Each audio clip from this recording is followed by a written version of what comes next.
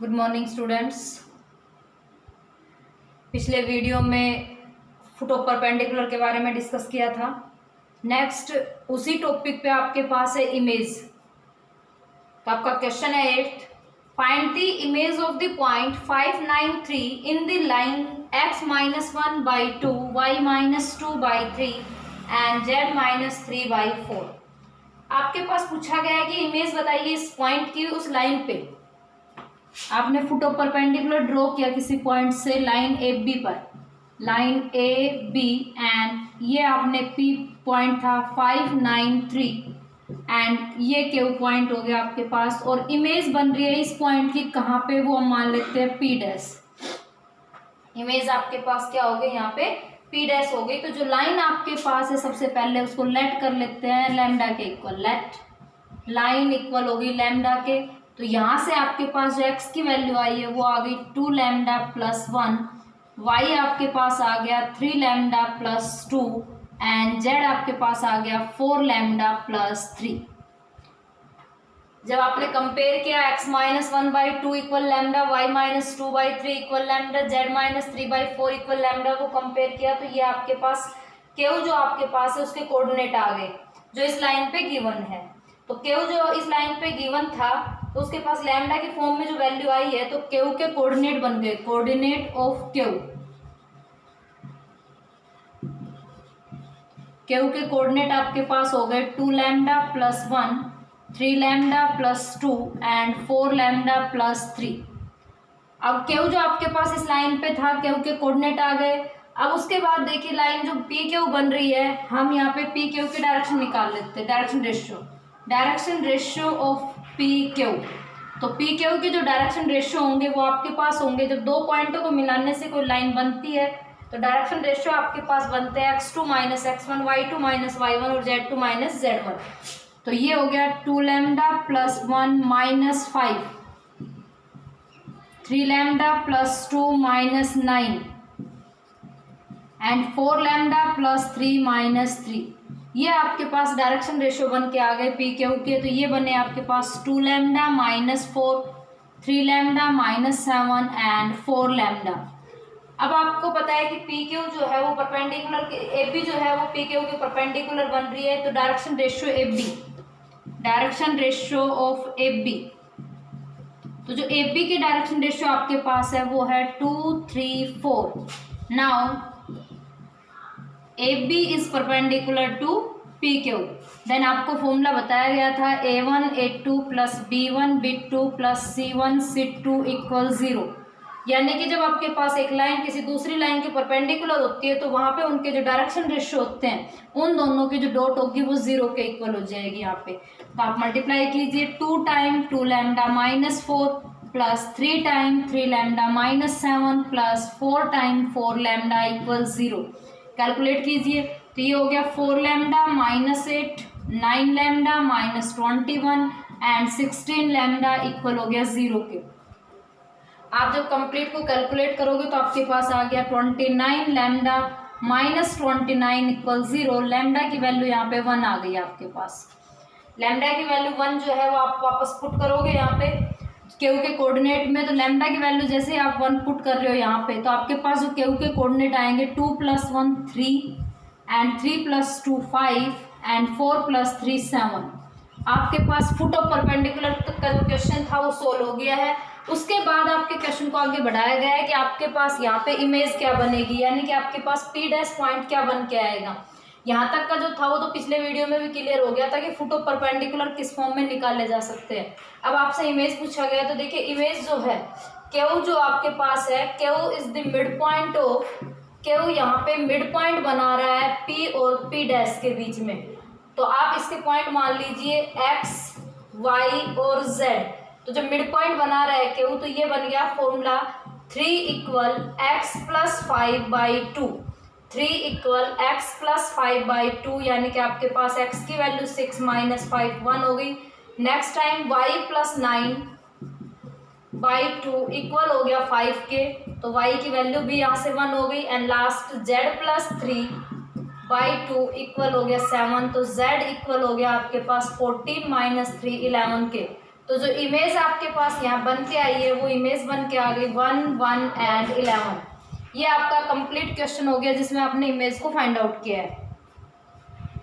Second part इसका same इसी तरीके से है। 9th क्वेश्चन जो है वो देखिए, find the coordinate of foot of perpendicular and length of perpendicular. तो जो फुट ऑफ परपेंडिकुलर तक का क्वेश्चन है वो तो सेम है यहीं पे।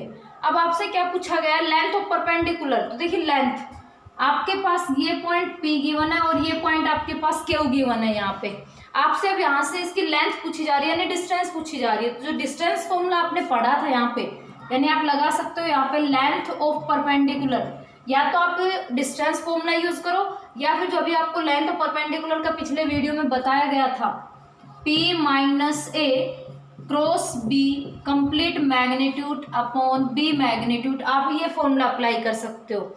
अगर ये अप्लाई नहीं कर रहे हो तो जो आपके पास डिस्टेंस फॉर्मूला होता है कि ये पॉइंट आपके पास है x1 y1 z1, ये पॉइंट है x2 y2 z2, आप अपना यूज करोगे यहाँ पे formula x2 minus x1 whole square plus y2 minus y1 whole square plus z2 minus z1 whole square. ये आपके पास इस परपेंडिकुलर की डिस्टेंस फाइंड आउट हो जाएगी। तो जो 13.3 में आपके पास आर्टिकल था एंगल वाला, वो मैंने यहाँ से हटा दिया है क्योंकि ये आपका जो पोर्शन है एंगल का, angle between two line, angle between two plane and angle between one line and one plane, ये आपका यहाँ से डिड्यूस किया गया है। तो इसके बाद का जो था 4th क्वेश्चन से वो यहाँ आपको सोल्व कर दिए गए हैं। बस आपको एक चीज़ याद रखनी है, डायरेक्शन रेशियो में जो डॉट होती है वो होती है A1 A2 plus B1 B2 plus C1 C2 0। And अगर डायरेक्शन कोजाइंस आपके पास होते हैं तो डायरेक्शन कोजाइंस LMN की फॉर्म में होते हैं, तो वो होते हैं L1 L2 plus M1 M2 plus N1 N2 equal 0। तो ये जो आपका फुट ऑफ परपेंडिकुलर का पार्ट था वो कंप्लीट हो गया। नेक्स्ट जो आपका टॉपिक है वो है shortest distance between two line. तो देखिए नेक्स्ट टॉपिक आपका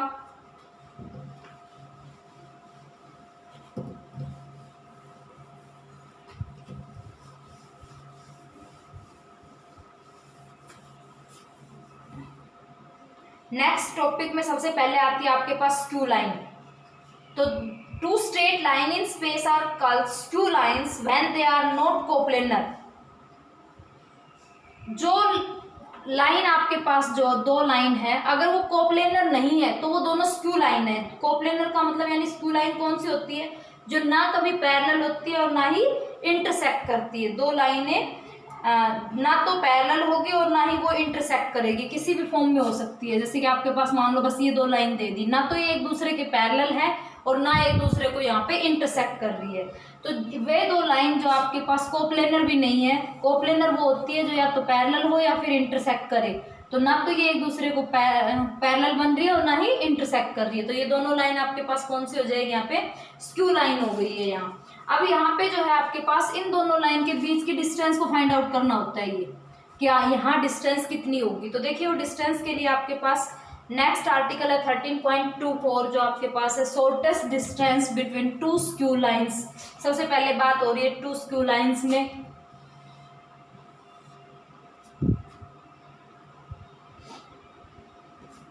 आपके पास यहाँ पे दो लाइन हो गई, ये लाइन मान लेते हम सी डी और एक लाइन ये जा रही है आपके पास ए बी। इन दोनों के बीच की ये शॉर्टेस्ट डिस्टेंस आपको फाइंड आउट करनी है। ए बी और सी डी आपके पास दो स्क्यू लाइन है और दोनों की जो इक्वेशन आपके पास है वो हम मान लेते हैं कि ए बी की जो ए बी जो लाइन है उसकी आपके पास इक्वेशन है ए प्लस लैम्डा बी। देखिए लाइन की फॉर्म यही होती है। अब यहाँ पे आपके पास दो लाइन है तो आप ए नहीं लिखोगे, आप लिखोगे A1 और B1 और जो आपके पास सेकंड है वो हो जाएगी R equal to A2 plus mu V2। जो स्केलर है वो चेंज हो जाएगा दोनों इक्वेशन में, क्योंकि अगर हम सेम स्केलर ले रहे हैं तो इसका मतलब वो पैरेलल फॉर्म में बन रही है आपके पास, क्योंकि आपके पास अगर लैम्डा यहाँ है और लैम्डा यहाँ जाएगा तो वो पैरेलल फॉर्म बना देगा यहाँ पे। अब आपको शॉर्टर डिस्टेंस फाइंड आउट करनी है AB और CD के बीच की। तो हम मान लेते हैं यहाँ पे PQ जो है वो शॉर्टेस्ट डिस्टेंस बना रही है यहाँ PQ। शॉर्टेस्ट डिस्टेंस आपको वहां निकालनी है जहाँ पे वो 90 का एंगल बना रही है आपके पास। 90 का एंगल जहाँ बना रही है दोनों लाइनों के साथ। अगर हम इस डिस्टेंस को देखते तो वो यहाँ भी जैसे फुट ऑफ परपेंडिकुलर आपने किया था कि ये फुट ऑफ परपेंडिकुलर इस लाइन पे डाल दिया तो ये कितने का बना रही है यहाँ 90 का एंगल। सेम केस दूसरी अगर लाइन कैसे भी जाए वो वहां भी उसके साथ कितने का एंगल बनाए, 90 का एंगल बनाती है। तो ये आपके पास 2 लाइनें हो गई है। तो देखिए अब यहाँ पे शॉर्टेस्ट डिस्टेंस जो आपके पास फाइंड आउट करनी है, एफ बी जो है वो डायरेक्शन रेशियो, एफ बी का डायरेक्शन जो पॉइंट है आपके पास, जो डायरेक्शन वेक्टर है वो क्या है, यानी पैरेलल वेक्टर क्या है, B1 है। और जो सी डी है उसका जो पैरेलल वेक्टर आपके पास है वो है B2। तो पी क्यू का जो डायरेक्शन वेक्टर यहाँ पे बनेगा, direction vector of P Q, direction vector of P Q, वो आपके पास बन के आएगा B1 क्रॉस B2। आपने लाइन की इक्वेशन पढ़ी थी, लाइन की जो इक्वेशन थी वो जब एक पॉइंट से पास हो, किसी वेक्टर के पैरेलल हो, तो पैरेलल वेक्टर उसकी डायरेक्शन में होता है। तो जो एफ बी का डायरेक्शन वेक्टर है वो है B1 और सी डी का जो डायरेक्शन वेक्टर है वो B2 है। तो अगर हमें पी क्यू का डायरेक्शन वेक्टर निकालना है तो वो आपके पास होगा B1 क्रॉस B2 हो जाएगा यहाँ पे।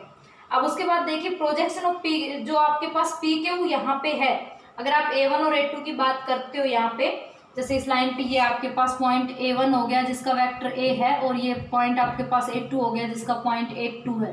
तो अगर आप A1 और A2 की बात करते हो तो वो होगा आपके पास A2 माइनस A1। तो मेन आपके पास है शॉर्टेस्ट डिस्टेंस।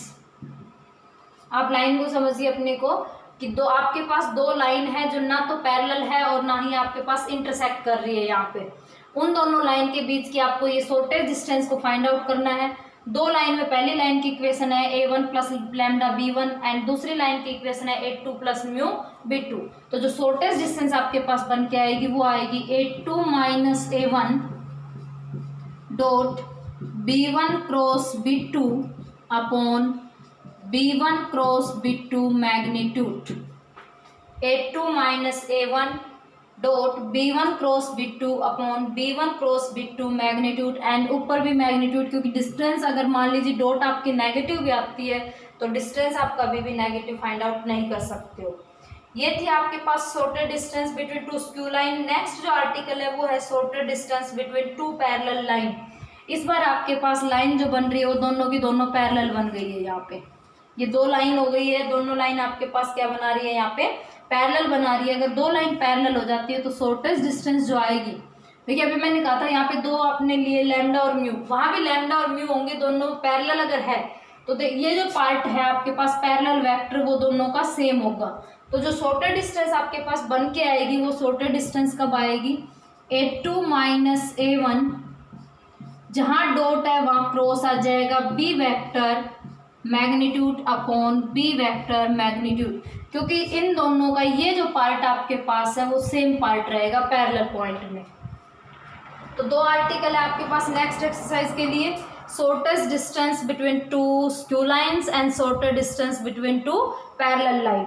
अगर आपके पास 2 स्क्यू लाइन है तो वो हो गया A2 minus A1 dot B1 cross B2 magnitude upon B1 cross B2 magnitude, and अगर दोनों पैरेलल लाइन आपके पास है तो दोनों पैरेलल लाइन में आपके पास हो गया A2 minus A1 cross B magnitude upon B magnitude. तो ये था आपके पास शॉर्टेस्ट डिस्टेंस पार्ट में।